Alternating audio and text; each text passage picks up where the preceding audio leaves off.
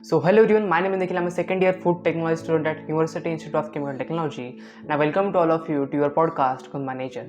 So my friends, in our today's podcast, we are going to understand what is vitamins, what are the different types of vitamins are there, and there are two types, that is water soluble and fat soluble, all we know. And we are also going to talk about each vitamin and the sources of the vitamins and the insufficiency and the amount of vitamins you should include in your daily diet. So let's get started. So before going to start, we will firstly understand what is vitamin. Vitamins are the organic compounds that are required for our body in small amounts. Basically, the constituents of the food which are required in high amounts in our body are like carbohydrates, proteins, fats, which are required in high amounts. But in case of vitamins and minerals, they are required in small quantities, small amounts, because in small processes, small reactions, in that system, the vitamins and minerals plays a very important role. So most of the vitamins that our body requires are taken up from the food that we eat. It is because our body cannot produce all different types of vitamins in our body. Basically, there are some vitamins that our body can produce, such as vitamin D, and it is the only vitamin our body can produce or our body can manufacture. However, vitamin D may not be synthesized in adequate amounts by our body. Then it too must be supplied with diet or as a dietary supplement if the health and life to be sustained. The requirement of vitamins for every living organisms on the earth varies indistinctly, basically according to their characteristics, according to their functions. Let's see a case where humans have to take up the vitamin C from the food or from their diets, and whereas the dogs can produce all the vitamin C that they need in their body. So every uh, organisms can differ in case of intake of vitamins or the manufacturing or production of vitamins in their body. The discovery of vitamins taken up in the late 80s and early 90s. Until that time, no one is aware of the diseases that are caused by the deficiencies of vitamins, and it is obvious at that time any one of them is not knowing that what are the vitamins and actually means. And because of the low amount and low strain of the vitamins in their body, they are having many deficiencies, many diseases. So they were just assuming that those diseases are only caused by any kind of bacteria, any kind of infection, or any kind of toxins. But after so much research, researchers found a specific amount of vitamins to avoid the diseases caused by deficiencies. The word vitamin is derived from the word vita, which means life, and amine, which means the nitrogenous substance that is essential for life. So, the natural substance which is essential for life is called as vitamin. Vitamins are the organic compounds that are classified as fat-soluble vitamins and water-soluble vitamins. There are total 13 types of vitamins under these two categories. Let us understand them one by one. The first is fat-soluble vitamins. Vitamins are those are soluble in organic solvent and are absorbed and transported in a manner similar to the fats are called as fat-soluble vitamins. And vitamin A, vitamin D, vitamin E, and vitamin K are known as fat-soluble vitamins. So first vitamin is A vitamin. So vitamin A is much naturally occurs in animal materials like meat, eggs, and milk. Plants contain no vitamin A but contain the precursor of vitamin A. So what is the precursor? The precursor is a substance which helps to manufacture the vitamin A. So the plants contain precursor of the vitamin A known as beta carotene. Humans and other animals need either vitamin A or beta carotene, which they easily convert to vitamin A. So our body can convert beta carotene to vitamin A. So they only need beta carotene, and our body can convert beta carotene into vitamin A. And beta carotene is found in orange and yellow vegetables as well as in green leafy vegetables. So basically vegetables is the main source of beta carotene. The deficiency of vitamin A leads to blindness, failure of normal bones, tooth development in the young ones, disease of epithelial cells, membranes of the nose, throat, eyes, which can decrease the body's tolerance to the infection or any microorganisms or microbial activity.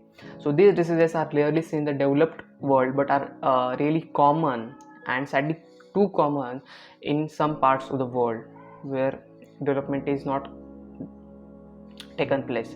So some sources of vitamin A are like fortified milk, mixed milk with added vitamin A, then orange and yellow vegetables, eggs, green leafy vegetables, like they contain beta carotene, cheese, milk and yogurt, basically dairy products and other dairy products.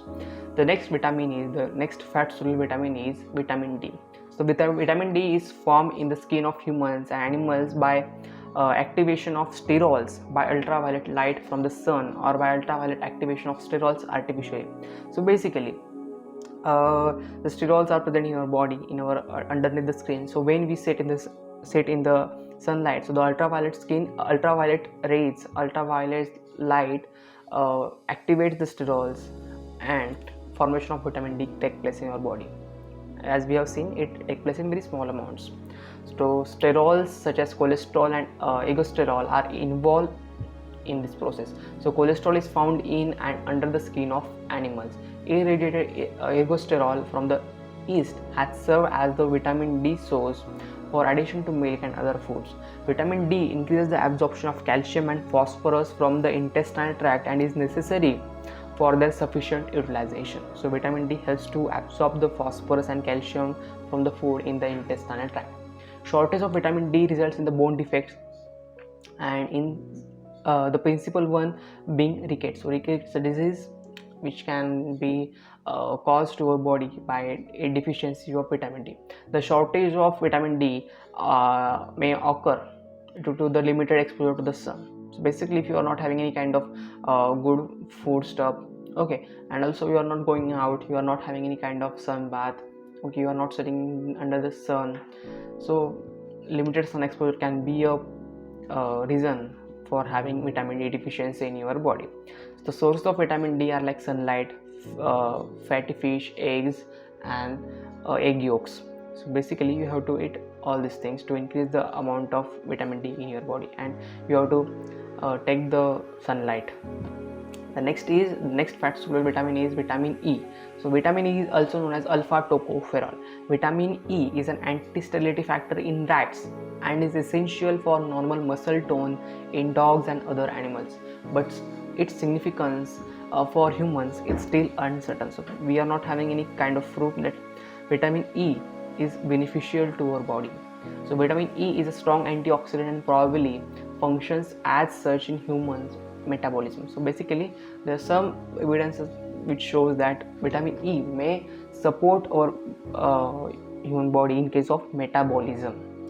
So diets excessive in polyunsaturated fats. So the diets which contain excess polyunsaturated fats can lead to formation of peroxidized fatty acids that may reach harmful levels. So there is evidence that vitamin E can prevent this kind of levels to achieve. So further, vitamin E favors the absorption of iron and may play a role maintaining the stability of biological membranes because of its antioxidant properties. So vitamin E can also spare carotene and vitamin A from oxidative destruction. So it can spare carotene and vitamin A from oxidative destruction. So basically it can separate the carotene and vitamin A in case of that reaction.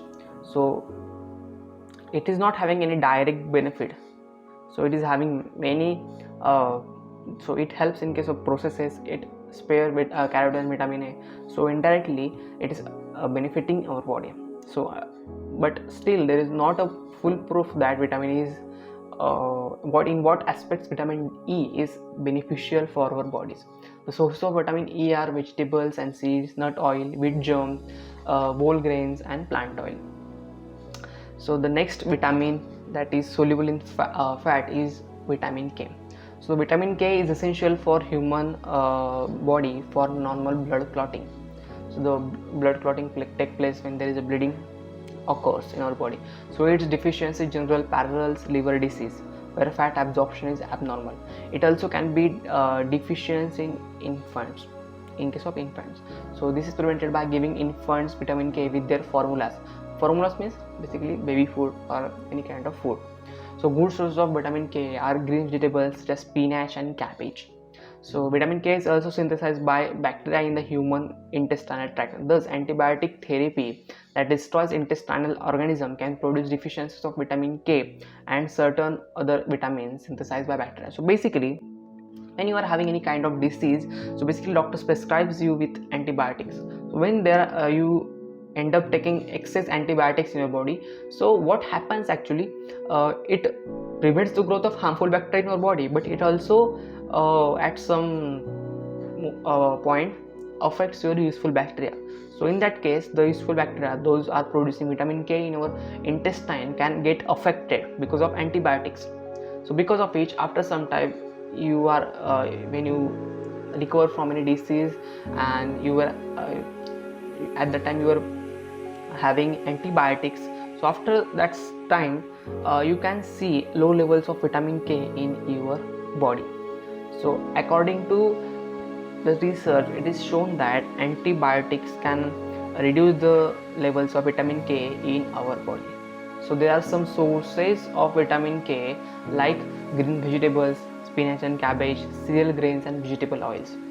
So this is about the fat soluble vitamins, that is vitamin A, vitamin D, vitamin E and vitamin K. So now we will going to look over about the water soluble vitamins.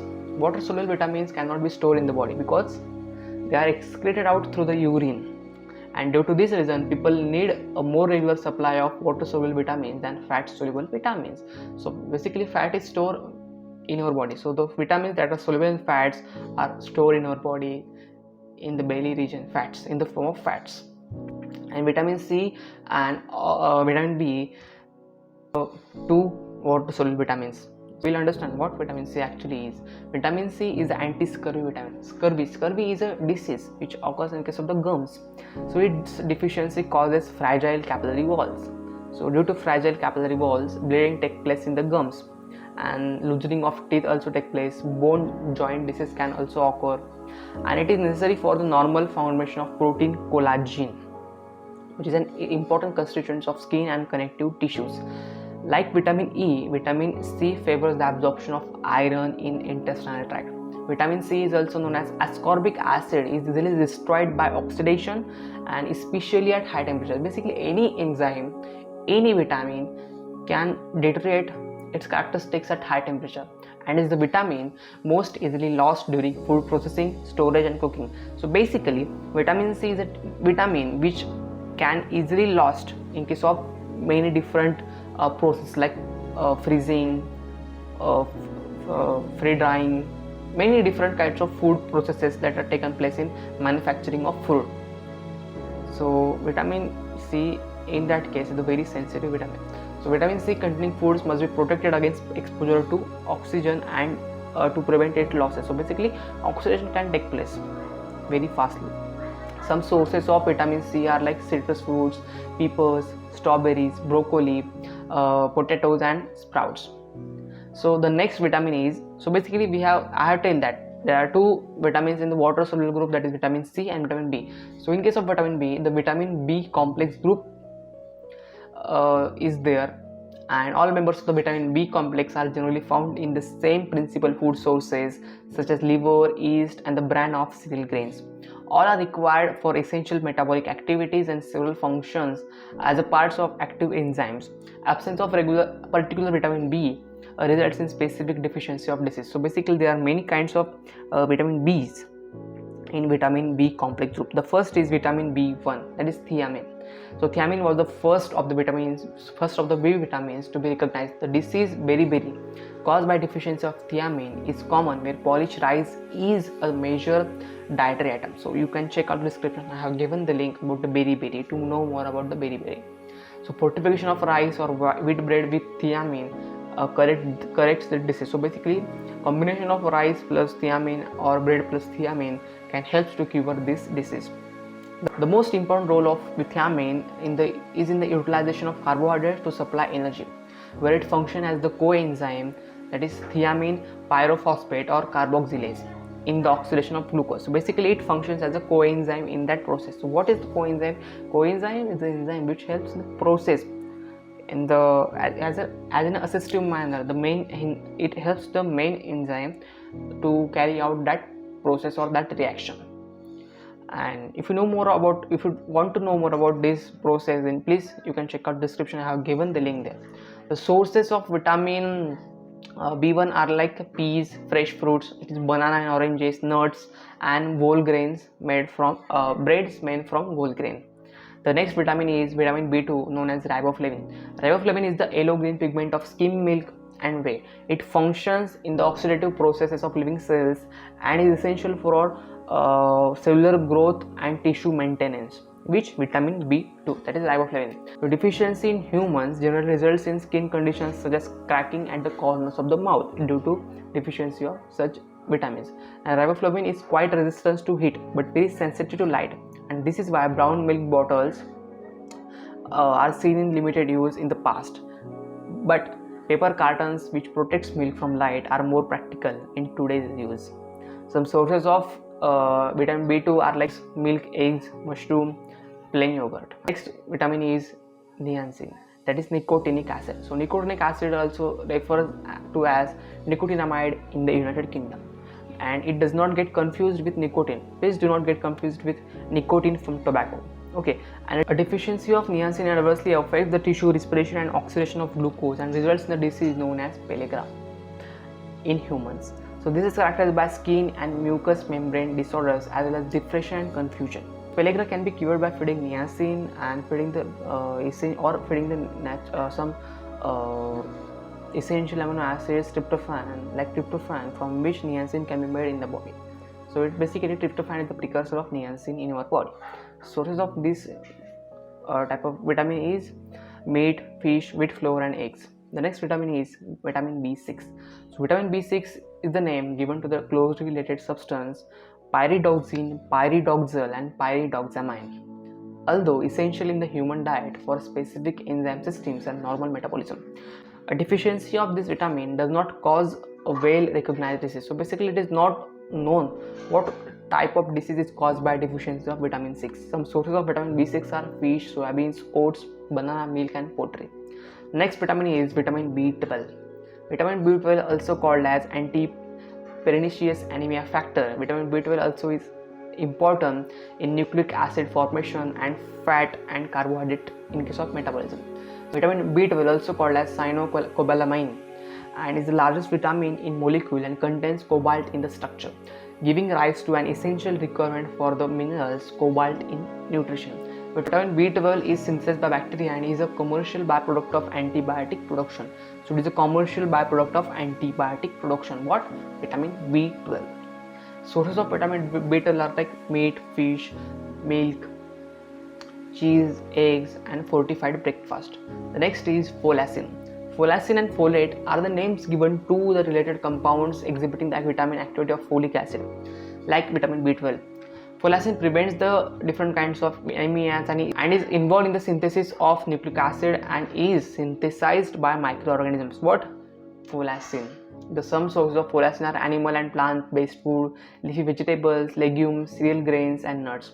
The next is biotin and choline, two additional substances that are water soluble and generally listed with the vitamins of the B complex are biotin and choline. Biotin is an active in the metabolism of fatty acids and amino acids. Choline is a component of cell membranes and brain tissues, acetylcholine receptor that we know, and it functions in the transmission of nerve impulses, acetylcholine receptor. So receptor receives the impulse and transmits it. So biotin is needed in very small amounts to help the body make fatty acids. So it's not clear if you need any additional amount of biotin from the diet. Biotin is also found in wide range of foods but in very low levels.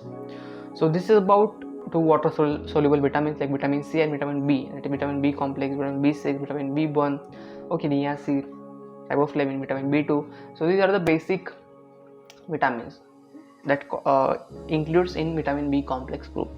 So we have seen what is the vitamins, what the types of vitamins like fat soluble, water soluble. We have seen fat soluble, vitamin A, D, E, and K, their sources. In case of vitamin that are soluble in water, we have seen the vitamin C, the sources of vitamin C, the vitamin B complex group, the sources of all the vitamins that are come under category vitamin B complex group, the sources of those vitamins, And now we'll see the daily allowances and insufficiency about these vitamins. So recommended daily allowances for vitamins not only differ for the children but for adults also. For different physiological states and different levels of physical activity, but a distinction also must be made between recommended levels and minimum acceptable levels. Although diet may provide liberal quantities of various other vitamins, several practices and life simulations that have become common can result in vitamin inadequacies.